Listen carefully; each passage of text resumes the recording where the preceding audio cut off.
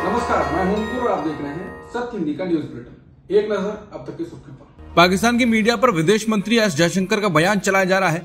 पाकिस्तानी पत्रकार नजम सेठी अपने शो में एस जयशंकर के बयान का जिक्र करते हैं और कहते हैं कि उनका इरादा पाकिस्तान से जंग का नहीं था, वो अपनी जनता को बेवकूफ बना रहे थे। जयशंकर के कहने का मतलब था कि आंख मार के लोगों को निकाल लो, फिर भी कुछ लोग रह गए, वो मारे गए। पाकिस्तानी मीडिया में वो कहते हैं कि उनके कहने का मतलब था कि हम मजबूर हैं, हम आपको निशाना नहीं बनाएंगे, एक दो आतंकी ठिकानों पर ठाठा कर देंगे, ये कोई सजा देना नहीं होता है। उनके इस वीडियो को कांग्रेस के नेता पवन खेड़ा ने ट्वीट किया है और लिखा है कि पाकिस्तान के किसी टीवी चैनल पर कांग्रेस के किसी नेता का नाम आ जाए तो प्राइम टाइम में उछल कूद होने लगती है।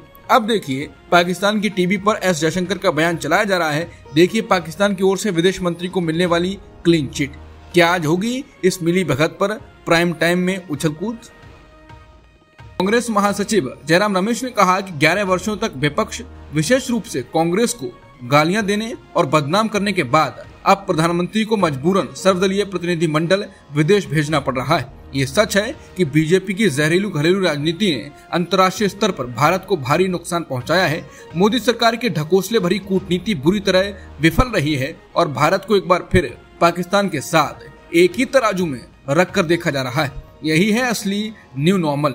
स्वयंभू विश्वगुरु का गुब्बारा जो सिर्फ गर्म हवा से भरा हुआ था, अब पूरी तरह से पंचर हो चुका है। अब प्रधानमंत्री की अपनी सीमाओं और विफलताओं का प्रतिबिंब है जो अब पूरी तरह उजागर हो चुकी हैं कि उन्हें अब अचानक दलगत एकता की शरण लेनी पड़ रही है। लेकिन ये कोशिश भी क्षणिक, पाखंडपूर्ण और अवसरवादी है। सोमवार को विदेश सचिव विक्रम मिस्री ने पहलगाम हमले की जांच को लेकर संसद की विदेश मामलों की स्थायी समिति को जानकारी दी। उन्होंने बताया कि जांच में खुलासा हुआ है कि इस हमले में शामिल आतंकियों ने पाकिस्तान में बैठे साजिशकर्ताओं से संपर्क किया था। मिस्री ने समिति से कहा कि संयुक्त राष्ट्र द्वारा घोषित आतंकी पाकिस्तान में खुलेआम घूमते हैं और भारत के खिलाफ हिंसा भड़काने का काम करते हैं। पाकिस्तान में आतंकवादियों, सेना की खुफिया एजेंसी और सिविल प्रशासन के बीच गहरा गठजोड़ है। उन्होंने बताया कि भारत पाक तनाव अब तक परंपरागत युद्ध तक ही सीमित रहा है और पाकिस्तान की ओर से परमाणु हमले की कोई चेतावनी नहीं दी गई। भारत और पाकिस्तान के बीच सैन्य कार्रवाई रोकने का फैसला आपसी सहमति से लिया गया था। उन्होंने ये बात अमेरिकी राष्ट्रपति ट्रंप के दावे के बाद की है, जिसमें वो लगातार कह रहे हैं कि उन्होंने युद्ध रुकवाया। लोकसभा में विपक्ष के नेता राहुल गांधी ने सोमवार को एक बार फिर दावा किया कि ऑपरेशन सिंदूर के दौरान भारत ने अपनी संपत्तियों के नुकसान पर चुप्पी साध रखी थी। उन्होंने इसे अपराध बताते हुए और विदेश मंत्री एस जयशंकर के बयानों का हवाला देते हुए कहा कि पाकिस्तान को पहले से सूचित करना गलत था।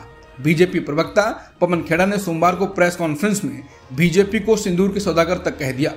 3 दिन के अंदर राहुल का ये दूसरा ट्वीट है। पहला ट्वीट उन्होंने शनिवार को किया था, जिसमें जयशंकर का वो वीडियो बयान था जिसमें विदेश मंत्री साफ साफ कह रहे हैं कि हमने पाकिस्तान को हमले से पहले संदेश भेजा था। अब राहुल ने कहा है कि विदेश मंत्री जयशंकर की चुप्पी न केवल खुलासा करती है बल्कि निंदनीय भी है। मैं फिर पूछता हूं, पाकिस्तान को पहले से जानकारी होने के कारण हमने कितने भारतीय विमान खोए?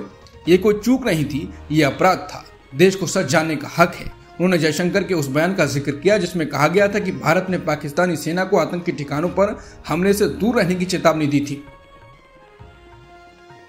विदेश मंत्री एस जयशंकर के बयान पर कांग्रेस प्रवक्ता सुप्रिया सुले ने भी हमला बोला और 7 सवाल भी पूछे। सुप्रिया ने लिखा कि क्रोनोलॉजी समझिए। विदेश मंत्री जयशंकर जी ने खुद मीडिया को दिए वक्तव्य में कहा कि हमने हमला करने से पहले पाकिस्तान को सूचित कर दिया था। हमने बता दिया था कि हम हमला आतंकी इंफ्रास्ट्रक्चर पर करेंगे, सेना पर नहीं। आपकी सेना को इसमें शामिल होने की जरूरत नहीं है, उसके पास इससे बाहर रखने का विकल्प है। मतलब खुद सरकार ने पाकिस्तान को आगाह किया और फिर ये सोचा कि वो कुछ नहीं करेंगे, हाथ पर हाथ धरे बैठे रहेंगे। डोनाल्ड ट्रंप ने भारत पाक तनाव और संघर्ष विराम में इतना इंटरेस्ट क्यों लिया? क्या इस वजह से कि ट्रंप के परिवार का पाकिस्तान में और बहुत बड़ा स्टेक है और पाकिस्तानी सेना प्रमुख के साथ व्यापारिक संबंध है? खबर है कि ट्रंप के परिवार का एक ऐसी कंपनी में 60% हिस्सेदारी है जिसने पाकिस्तान क्रिप्टो करेंसी काउंसिल से सौदा किया है। इस सौदे की क्या अहमियत है, ये इससे समझा जा सकता है कि सौदे की बातचीत करने पहुंची उस कंपनी की टीम का खुद पाक सेना प्रमुख असीम मुनीर ने व्यक्तिगत रूप से स्वागत किया, बल्कि उनके शहबाज शरीफ के साथ बैठक भी कराई। दरअसल पाकिस्तान ने एक क्रिप्टो कंपनी के साथ बड़ा समझौता किया। इस कंपनी का नाम है वर्ल्ड लिबर्टी फाइनेंशियल यानी WLF और इसमें ट्रंप परिवार की 60% हिस्सेदारी है। ऐसे में सवाल यह है कि इतनी जल्दी ये डील क्यों हुई और ट्रंप का इसमें क्या कनेक्शन है। WLF ने राष्ट्रपति ट्रंप के बेटों एरिक और डोनाल्ड जूनियर के साथ साथ उनके दामाद जेरेड कुशनर की बहुलांश जिम्मेदारी है। वो कुल मिलाकर सामूहिक रूप से कंपनी के 60% के मालिक हैं।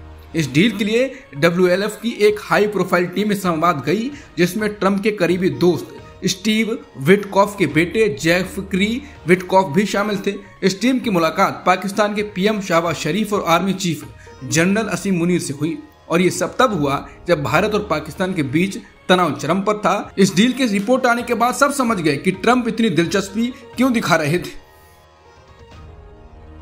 सुप्रीम कोर्ट ने MP के मंत्री विजय शाह के खिलाफ 3 IPS पर आधारित SIT गठित की है। इस SIT में एक महिला IPS भी होगी। यह SIT मंत्री के बयान और उसके बाद दर्ज FIR की जांच करेगी। अदालत ने 28 मई तक स्टेटस रिपोर्ट मांगी है। अदालत ने मंत्री की माफी की पेशकश को ठुकरा दिया है। यह मामला लंबा खिंचता जा रहा है। मंत्री के खिलाफ पुलिस ने अभी तक कोई कार्रवाई नहीं की है। अब तक हुई कार्रवाई में मंत्री का कुछ नहीं बिगाड़ा गया है। हरियाणा महिला आयोग की अध्यक्ष रेणु भाटिया ने अशोका यूनिवर्सिटी के प्रोफेसर अली खान को नोटिस भेजे जाने के संबंध में सोमवार को प्रेस कॉन्फ्रेंस की। उन्होंने कहा, हमने अली खान को एक नोटिस भेजा था। हालांकि मुझे उन्हें प्रोफेसर कहना भी अच्छा नहीं लग रहा है। अली खान जो कि अशोका यूनिवर्सिटी सोनीपत से जुड़े हुए हैं, उनकी वजह से मैं आज दोबारा आपके बीच में हूँ। उन्होंने अपने शब्दों का दुरुपयोग किया है। उनकी जो मानसिकता हमारे सामने आई है वो मुझे महिलाओं का अपमान लगती है। हम सिर्फ महिलाएं हैं तो क्या किसी का ये अधिकार है कि अगर हम कहीं फ्रंट पर काम कर रहे हैं तो कोई हम पर उंगली उठाकर कुछ भी कह दे। उन्होंने कहा कि मैं मानती हूं कि अनुच्छेद 19 के तहत आपके पास अभिव्यक्ति की आजादी है, लेकिन इसका मतलब नहीं है कि आप कुछ भी बोल सकते हैं। रेणु भाटिया ने आगे कहा कि जिस बेटी के लिए अली खान ने उन शब्दों का प्रयोग किया वो हमारे देश की आन बान और शान है। भारत पाकिस्तान संघर्ष पर टिप्पणी को लेकर गिरफ्तार किए गए अशोका यूनिवर्सिटी के प्रोफेसर अली खान महमूदाबाद ने सुप्रीम कोर्ट का रुख किया है। इस मामले में सुप्रीम कोर्ट में 20 या 21 मई को सुनवाई हो सकती है। जनसुराज पार्टी के संस्थापक प्रशांत किशोर ने सोमवार को घोषणा की कि बीजेपी के पूर्व सांसद उदय सिंह को पार्टी का राष्ट्रीय अध्यक्ष नियुक्त किया गया है। उदय सिंह जनसुराज पार्टी के पहले राष्ट्रीय अध्यक्ष होंगे। इसकी जानकारी जनसुराज पार्टी ने अपनी एक्स अकाउंट पर भी दी। पोस्ट में लिखा गया, जनसुराज पार्टी की 150 सदस्यीय कोर कमेटी ने सर्वसम्मति से उदय सिंह जी को राष्ट्रीय अध्यक्ष पद के लिए चुना है।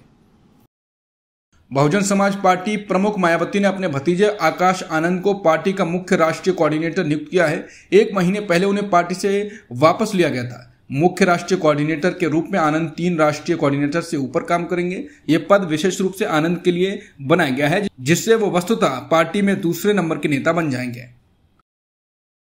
इजरायल के वित्त मंत्री बेजेलेल स्मोट्रिच ने अपनी प्रेस कॉन्फ्रेंस में कहा कि गजा भेजा जा रहा खाने का सामान हमास तक नहीं पहुंचेगा। उन्होंने कहा कि गजा पट्टी में जो थोड़ी बहुत खाने पीने की चीजें भेजी जा रही हैं वो हमास को नहीं दी जाएंगी। स्मोट्रिच कहते हैं कि सिर्फ जरूरत भर का सामान आम लोगों तक पहुंचाया जाएगा ताकि हमें दुनिया ना रोक पाए या हम पर युद्ध अपराध का आरोप ना लगे। आने वाले दिनों में गजा में बहुत ही कम सहायता पहुंचेगी। उनका कहना है कि आम लोगों को सिर्फ 1 पिटा ब्रेड और 1 प्लेट खाना मिलेगा। स्मोट्रिच ने कहा कि इजरायल सेना गजा पट्टी में जो कुछ बचा हुआ है उसे तबाह कर रही है। अब तक की सुर्खियों में इतना ही। बाकी खबरों के लिए बने रहिए सत्यहिंदी.com के साथ। Copyright disclaimer under Section 107 of the Copyright Act 1976. Allowance is made for fair use for purposes such as criticism, comment, news reporting, scholarship, and research. Fair use is a use permitted by copyright statute that might otherwise be infringing.